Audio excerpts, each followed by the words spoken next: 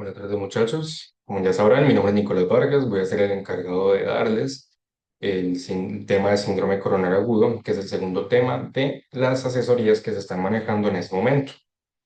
Como es una asesoría, pues lo importante va a ser abordar los temas generales, obviando partes como lo es la epidemiología, factores de riesgo, y no voy a ser eh, no voy a demarcar tanto el tema de las dosis, justamente porque entre un semestre y otro, por lo general, uno que otro medicamento o dosis cambia. Entonces, para evitar confusiones, para cualquier persona que quiera conocer las dosis que se manejaron en mi semestre, que fue el anterior, con mucho gusto me escribe que yo se las comparto. Pero no se mencionarán en esta asesoría justamente para evitar confusiones. ¿Ok? Una vez mencionado esto, empezamos con el tema. Definiciones. ¿Qué es un síndrome coronario?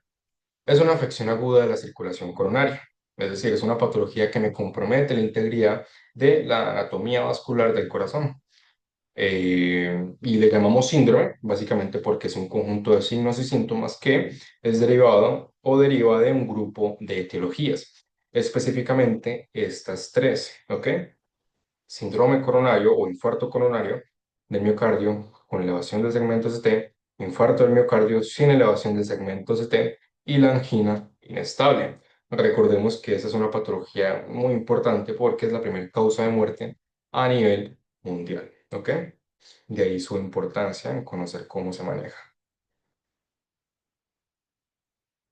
Con base a las tres etiologías mencionadas anteriormente, en las que agrupamos el síndrome coronario agudo, mucha confusión existe entre la diferencia entre esas tres y se mencionará más adelante, pero lo general, lo que hay que entender es que se diferencian porque el infarto con elevación del segmento ST, el infarto sin elevación del segmento ST y la angina inestable se diferencian por que una se elevan troponinas y la otra no. ¿Ok? Recordemos que las troponinas se elevan cuando hay un daño del tejido miocárdico. ¿Listo? ¿En cuáles hay daño? En el infarto agudo del miocardio con elevación del segmento ST y el infarto sin elevación del segmento ST.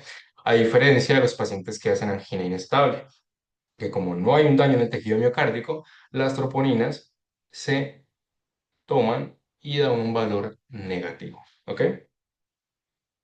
Un poco de anatomía. Recordemos que la irrigación del corazón está a partir de las arterias coronarias. Tenemos una coronaria izquierda y una coronaria derecha.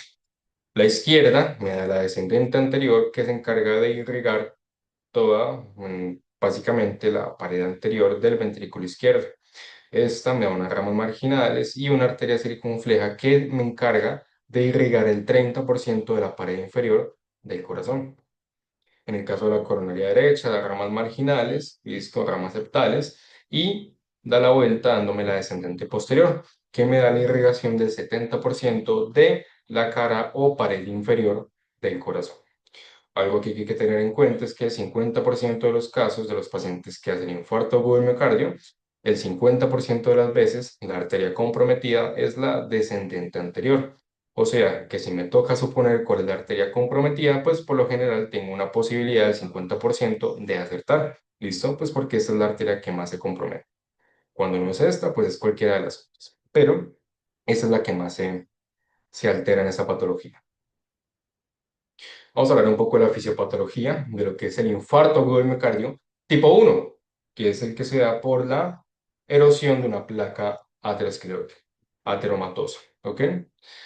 Hay más tipos, ahorita lo mencionaremos, pero esta es la fisiopatología del tipo 1, que es el que vamos a hablar en esta asesoría. En primer lugar, ¿qué tenemos? Una lesión endotelial, ¿listo? Es decir, tenemos una lesión en el endotelio dado por, pues, enfermedades crónicas que pueda tener la persona, como la hipertensión, el tabaquismo, pacientes diabéticos, entre otros. Todas estas patologías tienen en común que en últimas instancias van a ser lesión del endotelio. Cuando se nos daña el endotelio, esto va a generar que pueda haber una acumulación de lipoproteínas, LDL, VLDL, las cuales cuando se empiezan a acumular van a hacer un proceso de oxidación. Esta oxidación va a determinar que haya un proceso inflamatorio. Y recordemos que en todo proceso inflamatorio hay liberación de citoquinas que activan el sistema inmunitario, las cuales en esta patología en primer lugar van a activar a los macrófagos. Una vez los macrófagos estén en el sitio de inflamación, pues van a hacer un proceso de diapedesis que cuando migren al sitio de inflamación, que es donde está acumulándose todo ese material lipídico, pues van a empezar a fagocitarlo. Pero como los macrófagos no tienen la maquinaria interna necesaria para poder degradar estas grasas, pues se convierten en células espumosas y se empiezan a acumular también, ¿ok? Por otra parte, va a haber una migración del músculo liso, la cual va a formar la capa fibrótica, ¿listo? En el sitio de inflamación, que es la que en un momento posterior se puede romper y desencadenarme el síndrome coronario agudo, ¿ok? Acá lo tenemos más claro. Tenemos primero la migración del monocito, que se transforma en macrófago, y por la fagocitosis todo este material lipídico se convierte en célula espumosa, la cual es la que se empieza a acumular. Por otra parte, lo que mencioné, los fibroblastos que se encuentran eh, alrededor del área inflamatoria van a empezar a migrar al sitio de inflamación, formándome esto que es la capa fibrótica. Y dependiendo de cómo se forme la capa fibrótica, pues va a ser cómo va a evolucionar la patología de mi paciente. ¿Qué es lo que acabo de decir? Esto en esta parte de acá. ¿Listo? Dependiendo de cómo se forme esta capa fibrótica, vamos a tener una placa vulnerable o una placa estable. Dependiendo de cómo se forme, pues va a ser cómo avance la enfermedad de mi paciente. La placa vulnerable, ¿de qué se caracteriza? Un centro lipídico grande con una placa fibrótica delgada. Esto determina pues, que se pueda romper más fácilmente, produciéndome un coágulo que de forma súbita me pueda obstruir toda la luz del vaso sanguíneo. Entonces es el paciente que está normal y de la nada empieza con el dolor en el pecho, pues de forma súbita. ¿Listo? En el caso de la placa estable, acá hay una diferencia, y es que para que se forme esto tiene que pasar mucho tiempo, mucho tiempo. ¿Listo? Para que se forme esta placa fibrótica gruesa tiene que pasar demasiado tiempo. Por ende, la obstrucción de la luz va a estar determinada de forma lenta. Entonces empieza a obstruir, se obstruye, hasta que empieza a desencadenar síntomas. La diferencia entre estas dos es que cuando el paciente hace placas vulnerables, por lo general no tiene muchas lesiones en ese árbol arterial de las coronarias. Puede tener una, dos, tres, pero por lo general no está muy comprometida todas las arterias del corazón. ¿Listo? Generalmente son lesiones localizadas. En este caso, no pasa lo mismo, porque cuando el paciente ya empieza a desarrollar síntomas, es porque esto ya se engrosó tanto que me obstruyó más del 70% de la luz del vaso sanguíneo. Entonces, pues como pasó tanto tiempo, muy probablemente todas las arterias coronarias tengan lesiones similares a comparación del paciente que hace placas vulnerables. ¿Ok? Básicamente es la diferencia. ¿Listo? Ahora hablamos de definiciones. ¿Cuál es la cuarta definición del infarto agudo del miocardio? ¿Listo? Es esta. Es el aumento o disminución de un biomarcador cardíaco, específicamente troponinas cardíacas ultrasensibles, T y C, que por lo menos uno de los valores que se tomen esté por encima del percentil 99 del límite inferior de la normalidad. Pero que aparte de esto, también se evidencie uno de los siguientes signos o criterios de isquemia, ya sea pues síntomas, que mi paciente sea sintomático, que el paciente desarrolle ondas Q patológicas, que hayan cambios dinámicos en el electro, que se evidencie una alteración de la motilidad cardíaca por ecocardiograma o que se demuestre por angiografía un trombo intracoronario. ¿Listo? Esa es en teoría la cuarta definición universal de infarto. Ahora, ¿qué es lo que acabo de decir? Básicamente, para poder definir o diagnosticar un infarto, tengo que demostrar que hay una lesión en el corazón, hizo una lesión miocárdica, y que esa lesión miocárdica se dio por isquemia, ¿ok? Entonces, básicamente es eso. ¿Cómo yo demuestro que mi paciente hizo lesión miocárdica? Con las troponinas. Si están elevadas las troponinas, es porque hubo un daño en el cardiomiocito y pues estas se demuestran a nivel sérico y yo las puedo cuantificar con las troponinas, ¿ok? Con eso yo evidencio que mi corazón está dañado. Pero ahora, ¿cómo demuestro yo que ese daño en el corazón se dio por una isquemia y no por otra cosa? Con alguno de estos criterios. ¿Listo?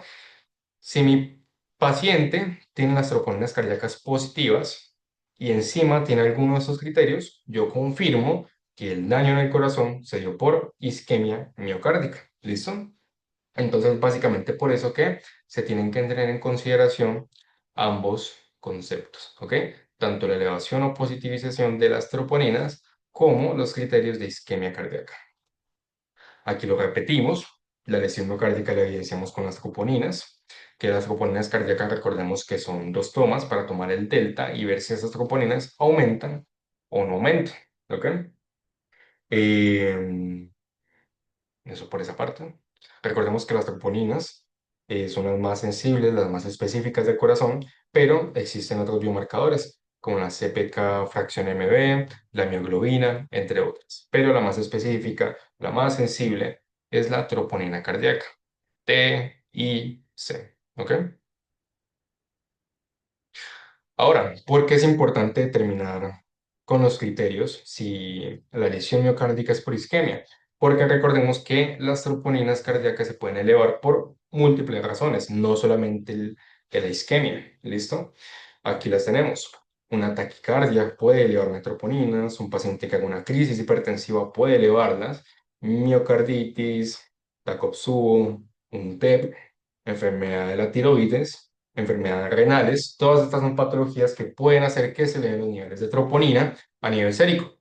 Entonces, por eso no me basta con medir la troponina para decir que mi paciente esté infartado. Por eso tengo que corroborar con los criterios que esa elevación de las troponinas es por isquemia, ¿ok? Que tener eso claro. Aquí lo de la isquemia, ¿listo? Una vez que ya tomo las troponinas y que evidencio que las troponinas están positivas, tengo que mirar si es por isquemia.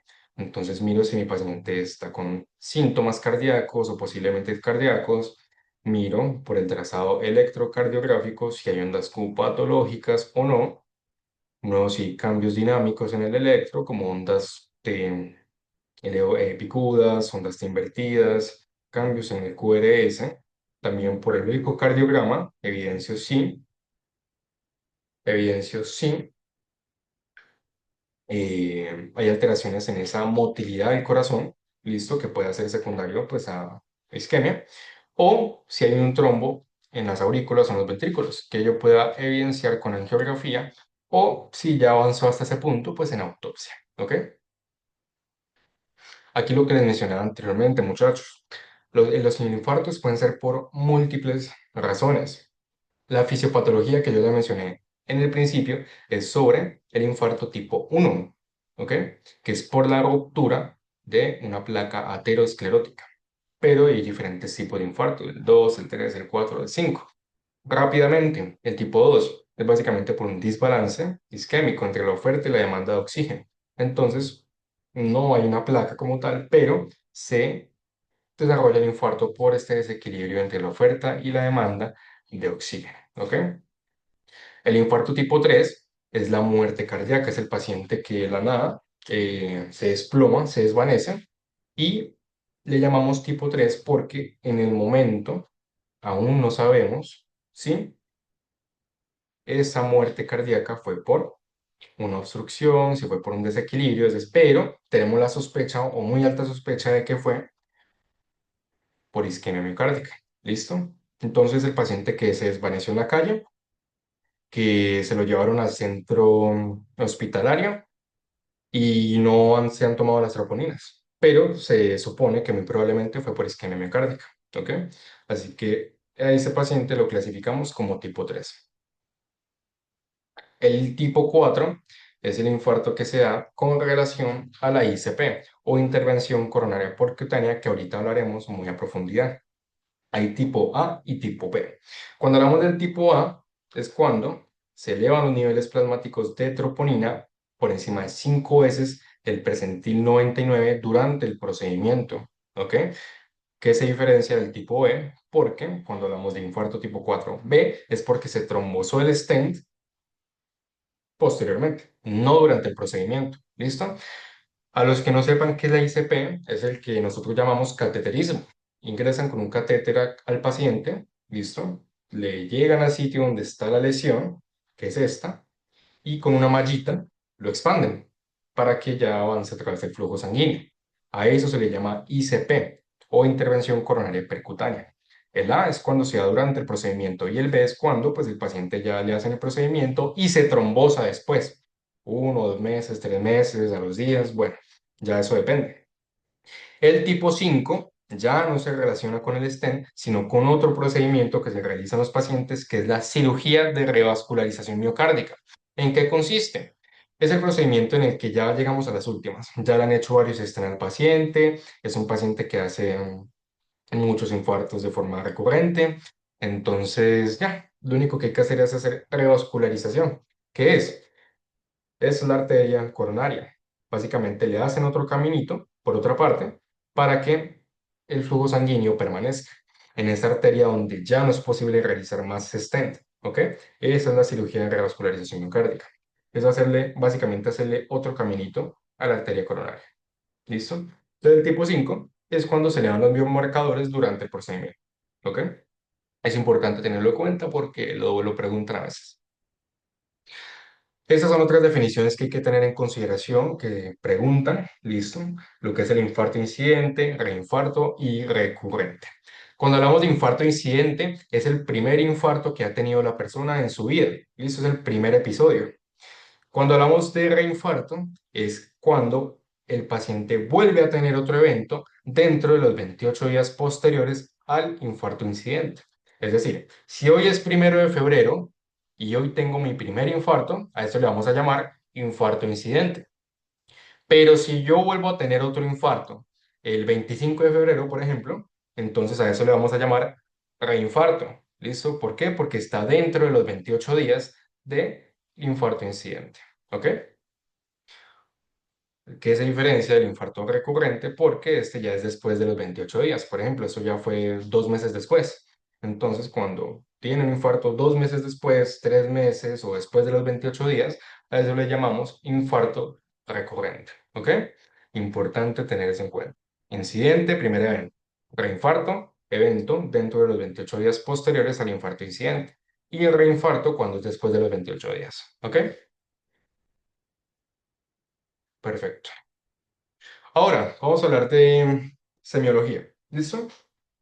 ¿Cómo se presenta mi paciente con un síndrome coronario? Recordemos que en muchos sitios se utilizaba el término típico o atípico, que es cuando mi paciente tenía una sintomatología típica de infarto y atípico cuando tenía una sintomatología que no era la común. Esos términos ya se mandaron a recoger. Ahorita lo que se utiliza es el síntomas y signos cardíacos, probablemente cardíacos y no cardíacos, ¿ok?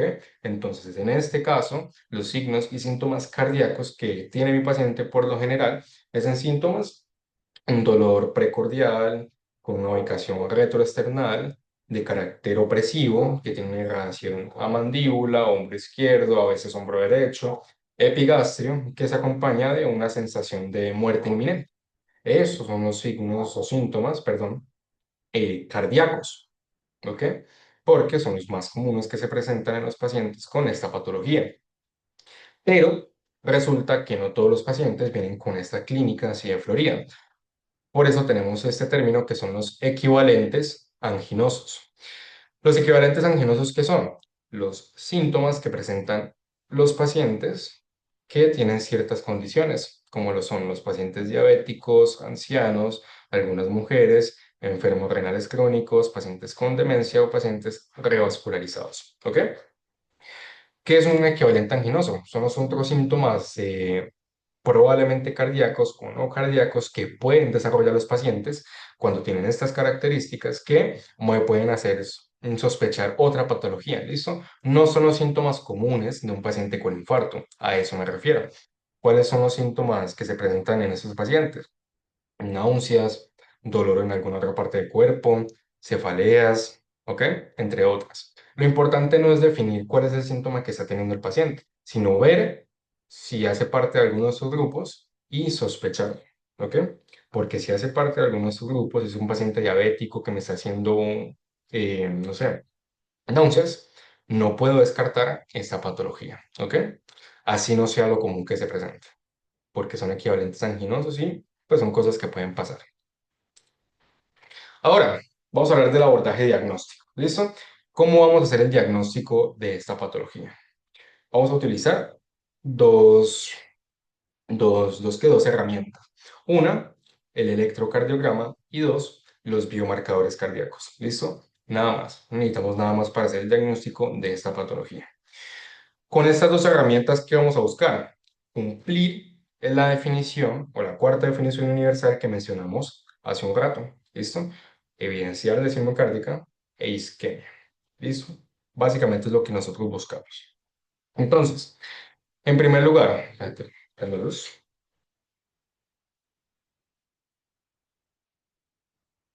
En primer lugar, los biomarcadores. Recordemos que cuando hablamos de biomarcador no tenemos únicamente la troponina. También tenemos otras herramientas como la bioglobina, la CPK fracción MB, entre otras. ¿Ok? ¿Cuál es la que más se utiliza? La que más recomiendan las guías usar. La troponina, si se puede, ultrasensible. ¿Cuáles tenemos? Troponina I, troponina C, troponina T.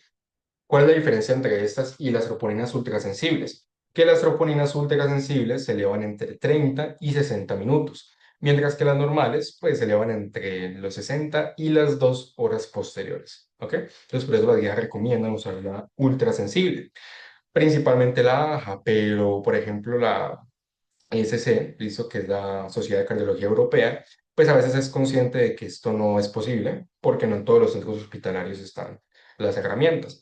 Entonces, básicamente dice, utilice la que haya. Por eso hay que conocer las otras tipos de biomarcadores, porque son muy útiles. ¿Ok?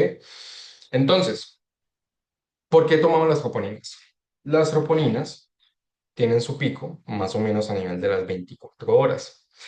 Y este pico se mantiene más o menos por alrededor de 7 y 10 días. Por ende, pues son unas troponinas muy útiles. ¿Ok? Pero, ¿por qué hago énfasis en la CPK fracción MB? Porque si mi paciente se infarta hoy, ¿listo?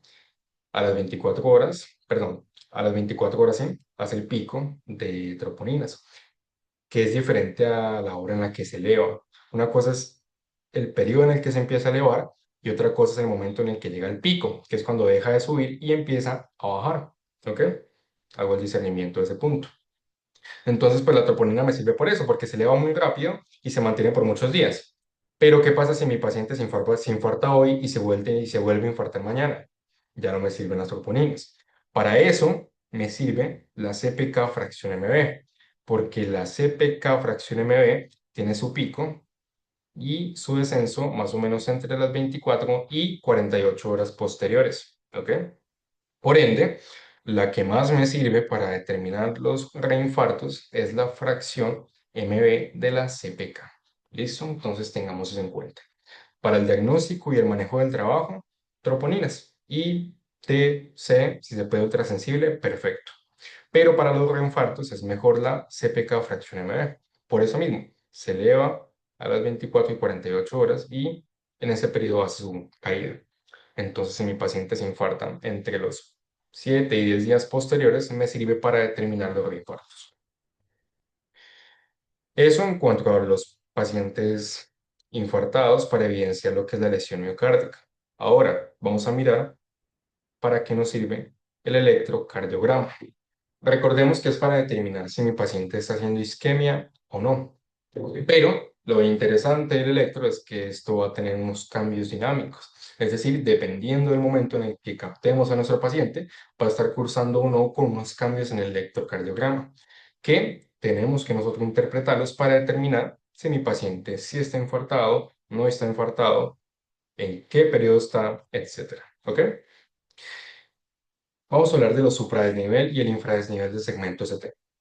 Cuando nosotros hablamos de un paciente con infarto agudo del miocardio con supradesnivel de segmento ST, no es simplemente que nosotros veamos esa cosa elevada. Nosotros tenemos que cumplir unos criterios que son los que tenemos a continuación. ¿Listo? Vamos a pensar en las dos derivadas B2 y B3 únicamente. Para yo decir que mi paciente está con un supradesnivel del ST en B2 y en B3, en varones menores de 40 años tiene que haber una elevación de más de 2.5 milímetros o 2.5 cuadritos, como quiera, en menores de 40 años. Pero si tiene más de 40 años, con que esté elevado a 2 milímetros en B2 y en B3, ya es suficiente para yo decir que hay un supradesnivel. ¿Ok? En el caso de las mujeres, no importa la edad, ¿listo? Con que haya una elevación de 1.5 milímetros o 1.5 cuadritos, es suficiente que para yo decir que hay un supradesnivel, ¿ok? En B2 y B3 únicamente. En las demás derivadas eso cambia. Como lo tenemos acá, en cualquier otra derivada que no sea B2 y B3, con que haya una elevación de 1 milímetro o un cuadrito es suficiente para yo decir que hay un supradesnivel, ¿ok? Eso es importante tenerlo en cuenta. Ahora, ¿yo cómo hago para determinar que eso es un supradesnivel? Yo lo que voy a mirar, pues la onda P,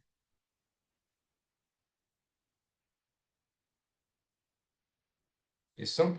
Yo voy a mirar dos cosas. Una, el punto J, que lo ubicamos en este punto, y otra, lo que es el segmento PR, ¿listo? Que es este hasta acá, ¿ok? Yo miro el segmento PR, miro el punto J, y a partir de esa comparación yo miro si, pues eso está elevado o eso está disminuido, ¿ok? Básicamente eso es una herramienta que uno utiliza pues para determinar si está elevado o no. Miro el punto J y el segmento PR, ¿ok? Eso sobre el supradesnivel. Ahora, sobre el infradesnivel. Acá hay muchas diferencias dependiendo de la guía que uno mire. Listo, por ejemplo, la Sociedad de Cardiología Europea, ¿qué dice? Que es algo que no tiene mucha relevancia diagnóstica, listo, en cuanto a lo que uno vea en el electro, porque los pacientes que hacen infartos sin elevación del segmento ST, la gran mayoría en ¿qué? En el electro no hay alteración. Puede tener un electro totalmente normal o con alteraciones mínimas y aún así estarse infartando. Entonces, digamos que no es patognomónico que mi paciente tenga de verdad un infradesnivel para yo decir que mi paciente está infartado. Entonces, eso es básicamente lo que hice en este párrafo, pero hay otras guías que, por ejemplo, dicen que en B2 tiene que haber una disminución de 0,05 milivoltios o en cualquier derivada que haya una disminución de 0,01 milivoltios para yo decir que sí hay un infradesnivel. Pero como les digo, o sea, lo importante es entender que no todos los pacientes lo van a desarrollar. ¿Listo? Por ende, tengo que buscar otras herramientas para de verdad confirmar o descartar el diagnóstico de mi paciente. ¿Listo? Eso es básicamente para que lo tengan en cuenta y se aplique.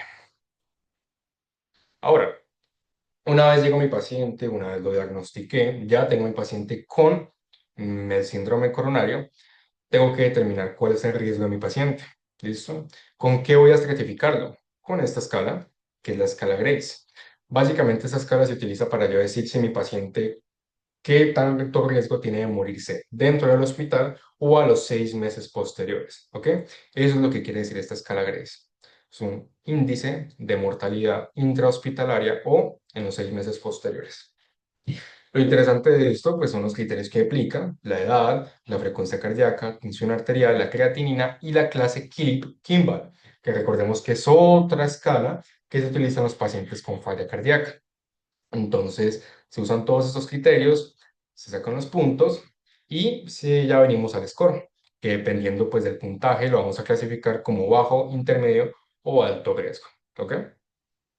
Entonces, eso es básicamente, esto no hay que aprendérselo de memoria, esto uno tiene pues las ayuditas en los rotes, uno tiene la escala impresa y uno la utiliza, pero sí es importante esto saber qué nos dice la escala, o sea, para qué es y qué significa pues el resultado en el score, ¿ok? Entonces, para que la tengan en cuenta. Ahora vamos a hablar del manejo del síndrome coronario o infarto agudo del miocardio con elevación del segmento ST, ¿ok? Aquí vamos a tener un manejo inicial que va a ser el famoso bebemona. Y también vamos a tener otro manejo que va a ser el proceso de revascularización, ya sea mecánica o farmacológica. Es decir, al paciente con infarto del miocardio con elevación le vamos a hacer dos cosas. Aquí vamos a hablar de la primera cosa que le vamos a hacer, que es el manejo inicial. ¿Listo? Entonces, el bebemona es un procedimiento, ¿listo? Que se realiza con fármacos, que lo que va a buscar es que en mi paciente yo pueda hacer un control sintomático, ¿listo? Un manejo sintomático. Entonces, aquí los medicamentos los vamos a utilizar con base a cada letra de esta mnemotecnia. Bebemona, beta bloqueador, utilizamos carvedilol o metoprolol sucinato en esos pacientes. Estatinas, por lo general se utiliza la atorvastatina 80 miligramos día. bloqueador de ADP o el antiagregante plaquetario. Recordemos que en esos pacientes se utiliza una doble antiagregación plaquetaria, ¿listo? Una que es con esta, el antiagregante, y el ASA o la aspirina. Se utilizan estos dos antiagregantes. Entonces, una doble antiagregación plaquetaria más una anticoagulación. Hay que tener eso en cuenta, ¿ok? En el antiagregante, bueno, aquí ya dependiendo de los estudios y dependiendo del sitio en el que nos encontremos, pues vamos a utilizar el que más se ajuste a nuestra necesidad.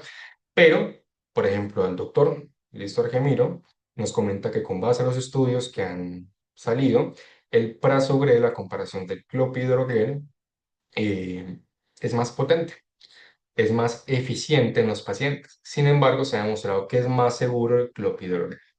Sin embargo, pues si se tiene la oportunidad y la opción de elegir, se utiliza en el servicio de urgencias el prasugrel. ¿Cuánto? 60 miligramos mantenimiento, TICA de 180, Clopi 600 o 300, ¿ok? La anticoagulación, ¿con qué la vamos a manejar? Con enoxaparina. Y en el tema de la morfina y el nitrato, se utiliza para el manejo sintomático del dolor del paciente. Es decir, todos mis pacientes van a llegar con una sintomatología, me duele, me duele, me duele. Bueno, la morfina y el nitrato es básicamente para regular ese dolor en mi paciente, ¿ok? 2 miligramos, solo si dolor. Recordemos que el oxígeno es un medicamento, entonces solamente lo vamos a administrar en caso de que mi paciente esté con una saturación de oxígeno por debajo del 92%. Si no está desaturado, no vamos a colocarle oxígeno, ¿ok? El nitrato, sublingual o intravenoso, solo si dolor. El sublingual no se utiliza tanto, ya no se recomienda, entonces ténganlo en cuenta. Y por último, la aspirina para completar esta doble antiagregación, que es lo que les comenté. Carga de 300, ¿listo? Recordemos que yo no les voy a hacer tanto énfasis en dosis. Si las quieren, me escriben, yo se las paso bien organizaditas. ¿Listo? Bueno, vamos a hablar de la anticoagulación. ¿Listo? Que recordemos que la habíamos mencionado con enoxaparina. La anticoagulación, dependiendo del procedimiento que se le realice a mi paciente, pues va a cambiar. Si se le realiza una PCI, pues se anticoagula durante el procedimiento. ¿Con qué? Específicamente o preferiblemente heparina no fraccionada, ¿listo? Ya sea enoxaparina o vivaligodin, ¿listo? Si en caso no tenemos enoxaparina. Si se le realiza una fibrinólisis a mi paciente, pues se anticoagula por 8 días y se le da heparina de bajo peso molecular como el fondaparinux. Y el manejo médico de estos pacientes, pues es una anticoagulación que dura 8 días, que se maneja con heparina bajo peso molecular en la primera línea, ¿ok? En el infarto sin elevación del segmento ST lo mismo, una anticoagulación con heparina no fraccionada y el médico una anticoagulación de 2 días de duración con heparina de bajo peso molecular. ¿Listo? Ahora vamos a hablar del segundo procedimiento que vamos a usar en estos pacientes. Ya hablamos del manejo inicial, que es lo primero que le tenemos que hacer al paciente, que es el bebemol. Ahora, ¿cómo le vamos a resolver la patología del paciente? Con la revascularización, ¿listo? Que puede ser farmacológica o mecánica. Entonces, eso es importante tenerlo en cuenta y no aprenderse la memoria, sino entenderlo. Tenemos a nuestro paciente sintomático, ¿listo? Llega al servicio de urgencias, ¿listo? Hace el primer contacto médico. Entonces aquí hay que preguntarse en qué centro hospitalario nos encontramos. En un centro con ICP o un centro sin ICP. ¿Listo? ¿Por qué hay que tenerlo en cuenta? Porque recordemos que la ICP es el proceso final, es lo que le vamos a hacer al paciente para resolver de la patología. Si no lo tenemos en el centro hospitalario, pues toca remitirlo. Si lo tenemos, pues se queda en el hospital y se le hace en el mismo momento. Pero dependiendo del centro en el que nos encontremos, pues el algoritmo cambia. ¿Qué quiero decir con esto? Por ejemplo, si estamos en un nivel 3, nivel 4, que es un centro que lo más probable es que tenga un ICP disponible, pues entonces mi paciente sintomático llega al hospital, en los primeros 10 minutos hago mi diagnóstico, es decir, le tomo troponinas, le tomo electro, entonces una vez hago mi diagnóstico, si tengo ICP, dentro de los 60 minutos desde que hice mi diagnóstico, tengo que estarle ya metiendo el catéter a mi paciente. ¿Listo? Entonces llega mi paciente, primeros 10 minutos hago el diagnóstico y después de esos 10 minutos tengo una ventana de 60 minutos para realizarle el procedimiento de ICP primaria a mi paciente. ¿Listo? En caso de que yo tenga disponible las herramientas para realizarle una ICP primaria al paciente. Pero si estoy en un centro sin ICP, ¿qué hago? Lo mismo, 10 minutos para hacer el diagnóstico. Ahora me pregunto, ¿en cuánto tiempo está el hospital para hacer la remisión? Si, por ejemplo, estoy en, no sé, estoy aquí en Tuluá, y estoy en un centro sin ICP, como en Rubén Cruz. Entonces me pregunto, ¿el centro hospitalario al que voy a remitir a mi paciente está dentro de los 120 minutos posteriores o está a más de 120 minutos? Si está dentro de los 120 minutos, listo, es decir, si está dentro de las 2 horas posteriores a que yo hice el diagnóstico, lo remito inmediatamente. Lo remito y que le hagan en el sitio, por debajo de las 2 horas posteriores, la ICP primaria. Eso es lo que yo hago. Pero si, por ejemplo, estoy en una zona rural más lejana y yo remito a mi paciente y sé que él no va a llegar en los 120 minutos posteriores, yo antes de remitirlo, ¿listo? Yo hago un proceso que se llama fibrinolisis, que es con un medicamento, yo se lo administro y de una, apenas lo administro, lo remito a mi paciente, que es un fibrinolítico que básicamente lo que va a hacer es, por evidencia científica, eh, disminuir la tasa de complicación y de mortalidad a futuro de mi paciente que está con un infarto del miocardio. Entonces, eso es lo que hay que hacer en urgencias con el paciente. Yo mientras decido hacer todo esto, yo le estoy haciendo de forma inmediata o de forma paralela el manejo con el bebé mono, por si se lo preguntan y tienen la duda, bueno, ¿y yo cuando le hago el bebé mono? Bueno, mientras yo decido si remito a mi paciente, si le hago la ICP, yo le estoy indicando a la enfermera que, por ejemplo, le coloque los medicamentos y se le haga el manejo inicial. ¿Ok? Entonces tengan esa imagencita para que la revisen, que ayuda bastante. Aquí es más de lo mismo. Recordemos que en los primeros 10 minutos yo tengo que hacer el diagnóstico y decidir si le hago la estrategia de fibrinoanálisis o no a mi paciente. ¿Listo? Hago el diagnóstico, tengo un infarto con elevación del ST, está a menos de 120 minutos o a más de 120 minutos el centro al que voy a remitir al paciente. Si está a menos de 120, lo remito inmediatamente y esa decisión la tomo por debajo de los 10 minutos. Lo mismo con la otra. Si está a más de 2 horas el centro hospitalario al que lo remitiré, le hago antes de los 10 minutos desde que hice el diagnóstico la fibrinolisis y ya después hago todo el proceso para remitirlo. ¿Ok? Recordemos que para la trombolisis hay unas indicaciones absolutas y relativas. Absolutas es que por nada del mundo lo puedo utilizar. Los pacientes con neoplasias intracraneanas o con neoplasias que me estén afectando de forma vascular el cerebro, que haya tenido un trauma, una cirugía grande reciente, que esté con un sagrado activo. En el caso de las relativas, aquí las tenemos todas, la condición de ser relativas determina que si yo la resuelvo, pues ya puedo utilizar la trombolisis en mi paciente. Entonces hay que tenerlo en cuenta. Si tiene alguna de estas, si soy capaz de resolverla, pues se le hace. Estas son las dosis del trombolítico. Agrego la streptokinasa porque hay que tener en cuenta cuál no se le puede poner. Esa es una que se utilizaba anteriormente, pero tiene demasiado riesgo de sangrado. Entonces no se utiliza este medicamento. Este es el Alteplase y este es el Tenecteplase. Entre los dos, idealmente usar Tenecteplase porque pues este se aplica en bolo, aquí tenemos las dosis, y por ende el tiempo que va a tener el medicamento para actuar va a ser menor a comparación del Alteplase, porque el Alteplase es un medicamento que se utiliza en infusión. Por ende, el tiempo en el que va a estar más activo en sangre va a ser mayor y el riesgo de sangrado en mi paciente va a ser mayor. ¿Ok? Entonces aquí tienen las dosis que se utilizan y cómo se aplica. Pero importante, principalmente tenecteplase o alteplase, dependiendo de lo que se tenga, idealmente tenecteplase. Y este es el manejo del infarto sin elevación del segmento ST. Aquí, ¿qué va a cambiar?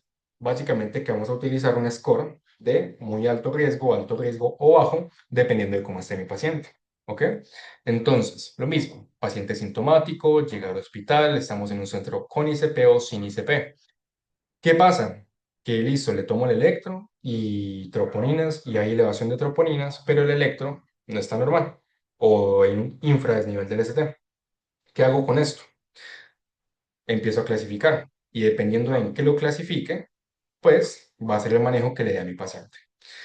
Si tiene alguno de esos criterios, inestabilidad hemodinámica, choque, una arritmia grave, una complicación mecánica o tiene una falla cardíaca secundaria a este proceso, pues clasifico a mi paciente con muy alto riesgo y la estrategia que utilizo es ICP dentro de las 2 horas posteriores de que yo haga el diagnóstico.